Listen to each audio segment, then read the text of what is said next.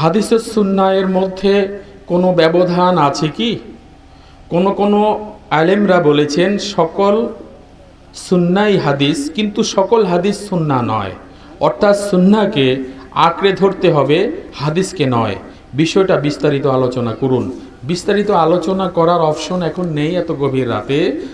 তাহলে তবে সহজ ভাষায় বলছি যে হাদিস আর সুন্নার মধ্যে ব্যবধান হচ্ছে হাদিস অর্থ বাণী, আর সুন্নাত সেটাকেই বলা হয় যেটা কাজে কর্মে পালন করা হয়, আর কাজে কর্মে যেটা পালন করবে সেটা যেন হাদিস হয়।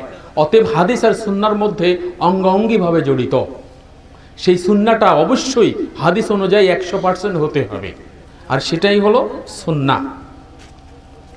এই হাদিস আর সুন্নার মধ্যে তেমন কোনো ব্যবধান নেই।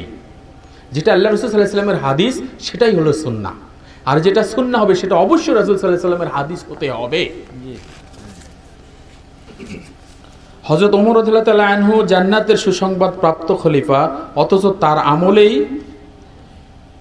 20 রাকাত তারাবির সালাত চালু হয়েছে। এই বিদআতটি দমনের ব্যাপারে হযরত ওমর রাদিয়াল্লাহু তাআলা আনহু এর ভূমিকা নিষ্ক্রিয় কেন? প্রশ্নটা অনেক জটিল এবং মত বিরোধী।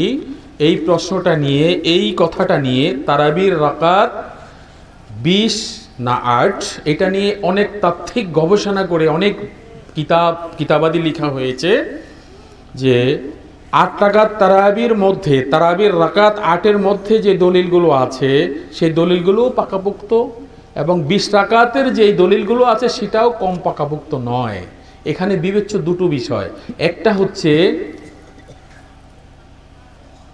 যারা এই জয়ীফ, যেমন আমাদের আকীদায় আমরা যেই হাদিসগুলোকে জয়ীফ বলি, আমাদের উল্টা আকীদায় যারা আছে তাদের আকীদায় তারা আমাদের জয়ীফ হাদিসকে ওরা সহিহ হাদিস মনে করে।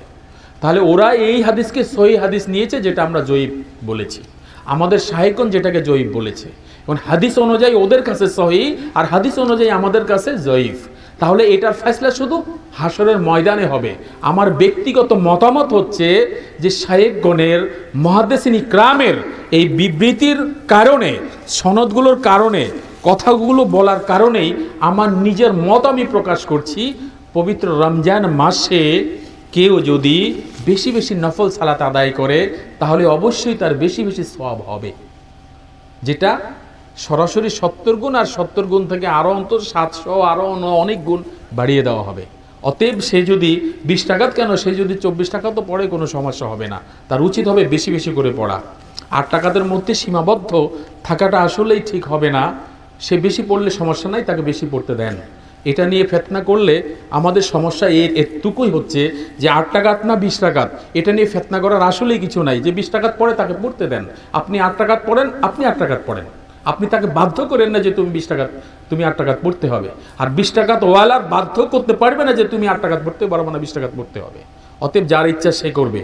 যে জোরে আমিন বলার, আস্তে আমিন বলার মধ্যে যেই ফেতনা হচ্ছে, এই ফেতনাতে অনেক লোক ওয়েন্টেড পর্যন্ত হয়েছে। শরীয়তপুরে জোরে আমিন নিয়ে এই পর্যন্ত আজকে 11 মাস হয়েছে, প্রায় 1 বছর হতে চলছে, এখনো 11-12 জন জেলে আছে শুধু জোরে আমিন আর আস্তে আমিন নিয়ে।